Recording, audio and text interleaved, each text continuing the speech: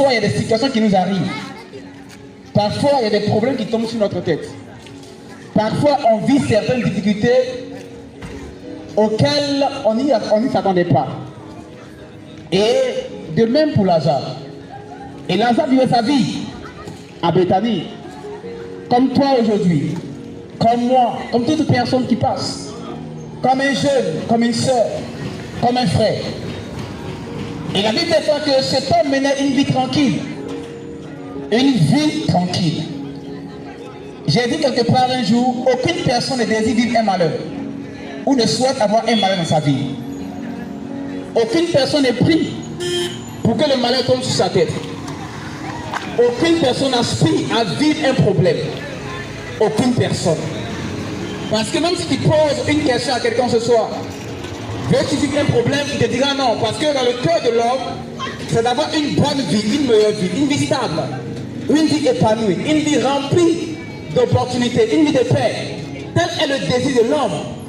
Parce que l'homme veut vivre une vie heureuse. Mais parfois nous tombons dans des situations un peu bizarres qui nous arrivent, auxquelles on ne s'attend pas. Et c'est pareil pour la vie de Lazare. Lazare vivait une vie paisible à Béthanie, comme toi aujourd'hui, il y a beaucoup dans ce quartier, et tu vis une vie paisible. Dans ta maison, quand tu te lèves, tu vas à tes occupations, tu vas au travail, tu as ta femme, tes enfants, tu es tranquille. Mais lorsque un problème survient, tu commences à être perturbé, tu commences à être un peu déboussolé. Mais ce qui est arrivé à Lazare était un phénomène qui touche la vie de toute personne. Vous savez, la maladie n'épargne personne, peu importe ton titre, peu importe ta vie, peu importe ce que tu as, peu importe le compte que tu as à la maison, peu importe la maison que tu as bâtie. Lorsque un malheur t'arrive, ne trie pas qui tu es. Tu peux être un homme député, un maire, un président, un homme bien placé, un fonctionnaire.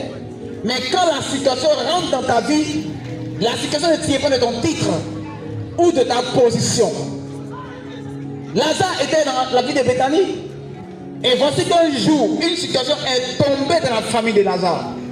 Et Lazare était celui qui a subi la situation. Il est tombé malade. Vous savez, lorsqu'on tombe malade, on a l'espoir de guérir.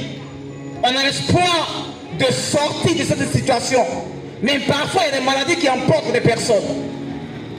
Parfois, il y a des maladies qui emportent des maladies d'un jour, 2 jours, 1 mois.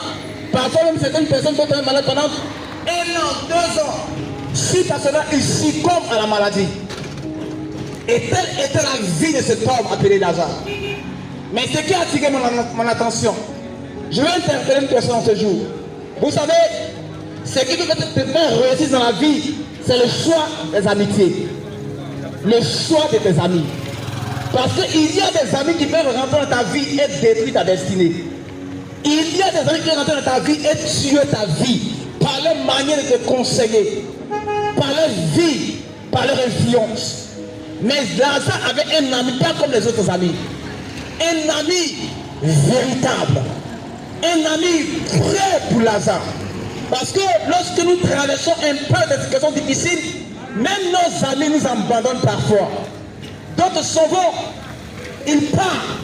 Parce que lorsque la maladie perdure pour 1 an, 2 ans, 3 ans, ces hommes se désengagent. Parce qu'ils sont incapables de résoudre ta situation. Mais Lazare était à Béthanie. Sûrement, il avait des amis. Mais parmi les amis de Lazare, il y avait un ami qui était différent des amis de Lazare. Cet ami s'appelait Jésus-Christ de Nazareth. Et lorsque Lazare est tombé malade, la maladie a emporté Lazare dans la tombe. Et pendant que Lazare est mort, on amène une personne dit à Jésus, qui est son ami, Lazare, ton ami est malade. Mes amis, je ne sais pas quel ami qui sera prêt à pouvoir se sacrifier pour ta vie. Je ne vois pas. Je ne vois pas. Même quand tu as un problème, il y a des amis qui sont pas prêts. Ils te délaissent. À lui, c'est son problème qu'il gère ça.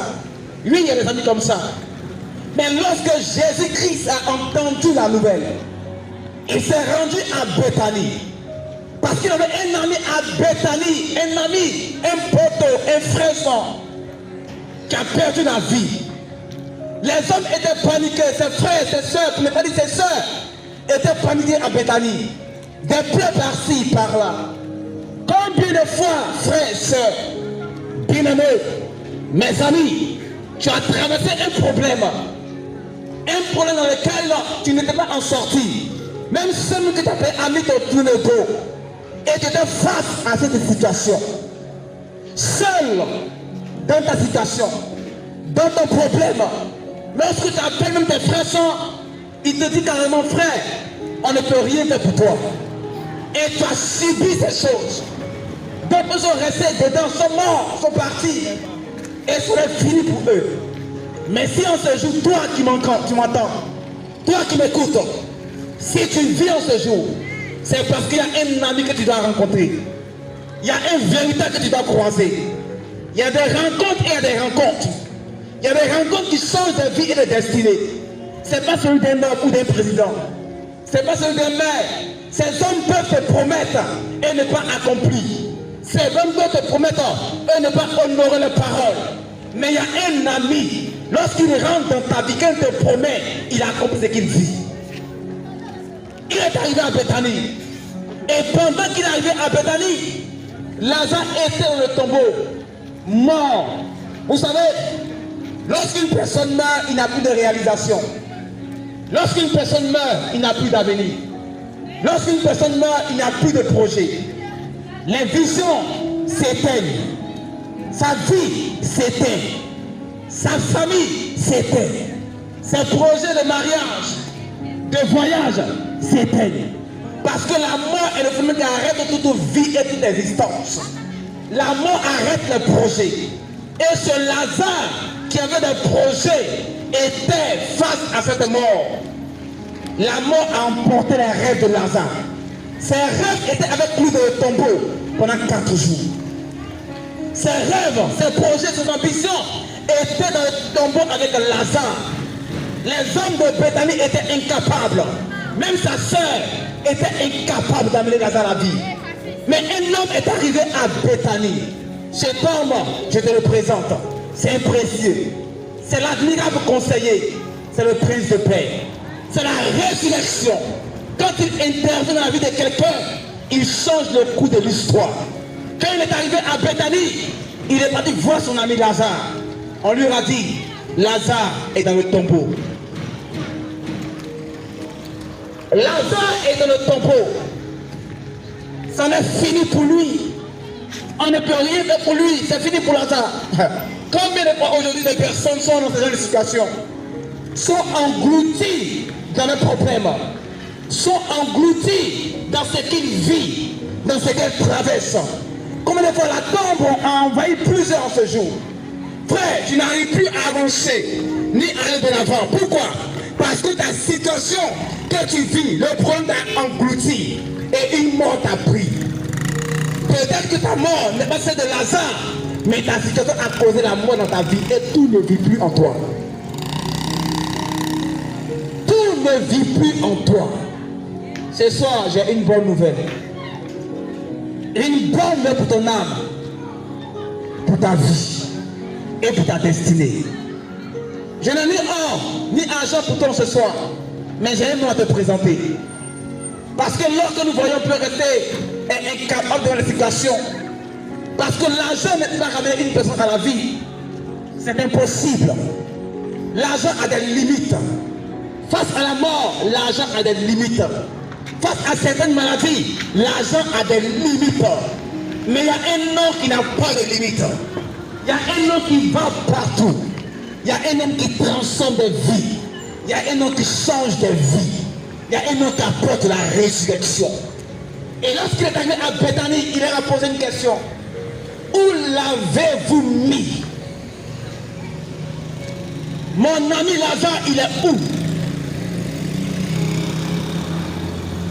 Mon ami Lazare, il est où? Où l'avez-vous mis? Il est dans la tombe. Il est englouti, c'est fini. C'est mort. On ne peut plus rien faire pour Lazare. C'est fini pour Lazare. Vous savez, j'ai fini par comprendre quelque chose. Sans que la pierre soit ôtée, Christ pourrait amener Lazare à la vie. Ok, merci beaucoup. Sans que la pierre ne soit ôtée, il peut amener Lazare à la vie. Mais il a dit ôtez la pierre. Ôtez la pierre. Ce soir, toi qui m'entends, ce soir, toi qui m'écoutes, si tu es assis ou assis dans ces lieux, ce n'est pas un hasard. Parce qu'il y a une pierre qui t'empêche d'avancer. Il y a une pierre qui t'empêche de prospérer. Il y a une pierre de la drogue, de la masturbation. Il y a une pierre de la gérance de busy qui t'empêche d'avancer. Je ne te condamne pas, mais il faut que cette pierre soit ôtée pour voir la main de Dieu dans ta vie. Il y a une pierre qui t'empêche d'avancer. La pierre de la drogue, la pierre de l'alcool t'empêche d'avancer. Tant que cette pierre n'est pas ôtée, tu ne verras pas la main dans ta vie. Et Christ, pour apporter la vie à Lazare, il dit ôter la pierre qui était comme une barrière, un problème. Et lorsqu'ils ont ôté la pierre, il a crié, Lazare, sors. J'ai pu pas comprendre que celui qui peut amener un homme à la vie est celui qui a le pouvoir de la vie. Jésus est celui qui a le pouvoir de la vie. Et seule une personne qui a la vie peut donner vie à une personne. Frère, ce soir, il y a un seul nom qui peut apporter la vie en toi. Ce n'est pas un féticheur que tu connais dans le quartier. Ce n'est pas ton père qui a des milliards. Ce n'est pas tes frères qui travaillent à la banque. C'est impossible, ils ne pourront rien.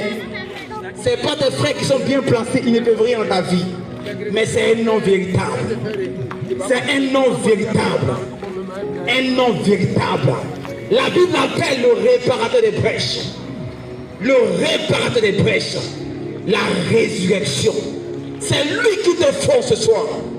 C'est lui qui te faut en ce soir. N'attends pas ce que la mort t'emporte. Parce que lorsqu'on meurt, il n'y a plus pour accepter Christ. C'est en ce soir que tu as le libre choix de faire la paix avec Christ. Frère,